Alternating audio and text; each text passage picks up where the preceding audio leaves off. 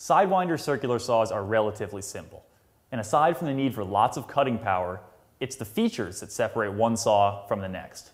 We recently reviewed 14 of these saws to decide which of these features separate the good from the not so good. Let's take a closer look.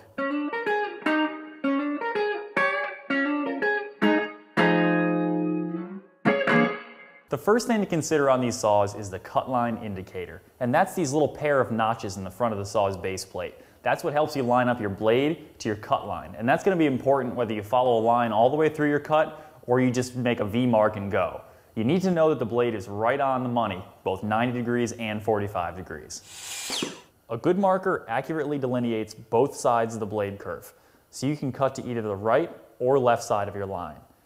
An oversized or misaligned marker is going to need to be supplemented with a scratch-all or a fine point permanent marker. The second thing to consider with these tools is blade visibility. A clear line of sight to the blade is crucial because depending on your stance or how far in front of you you're reaching when using the saw, you aren't always going to be able to see the cut line indicators. And in those cases, this little window right here through the appendages of the saw is all you have to be able to tell whether your blade is on the line. The best saws offer a clear view of the blade through this window, at all depths of cut, even with both hands on the tool. Poorly designed saws obstruct the line of sight with handles, guards, and spindle locks. The third thing to consider is the bevel function on these tools. Now, it's not going to be used all that often for just trimming studs to length or breaking down a sheet of plywood, but when you're doing any more complicated framing, like roof work, you really need to have an accurate setup. The best saws have a bevel lever or knob that is comfortable to operate and locks securely.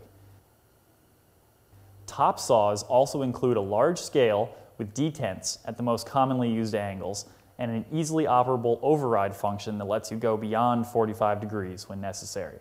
Engraved or cast-in numbers are highly preferred.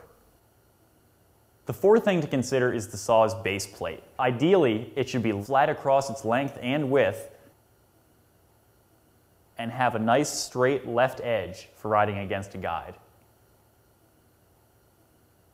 Stamped aluminum base plates bend easily if dropped, but they can be bent back into place for a quick fix.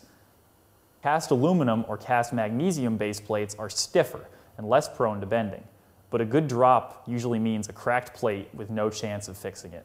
Fiber-reinforced plastic base plates are super tough, but they should be made thick enough to be stiff, since they often have more flex in them than the metal alternatives. The fifth thing to consider on these saws is the guard retraction. There's nothing more frustrating than being halfway through a cut and the guard gets stuck and it won't retract, so you have to stop and reach over the saw to loosen it up. Saws with a large lobe above the leading edge of the guard are among the best. Those with rough or sharp leading edges tend to get stuck when cutting at angles and on irregular wooden surfaces. The sixth thing to consider is the saw to base plate connection. Now, this is the pivot point on the saw where the motor and the handle assembly meets the base plate. That's the part of the saw that allows you to plunge for the depth and pivot side to side for bevel cuts.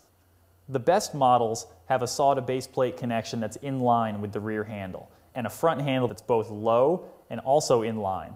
Saws with a cantilevered connection that's in line with a blade guard instead, and a front handle that's located far out on the motor housing are more prone to flexing when pushed through a cut. Okay, finally, the seventh thing to consider is the placement and operation of the depth adjustment lever. Besides being just plain easier to reach, outboard levers let you keep your trigger hand on the handle where it belongs, while you finesse the exact blade depth and lock it into place.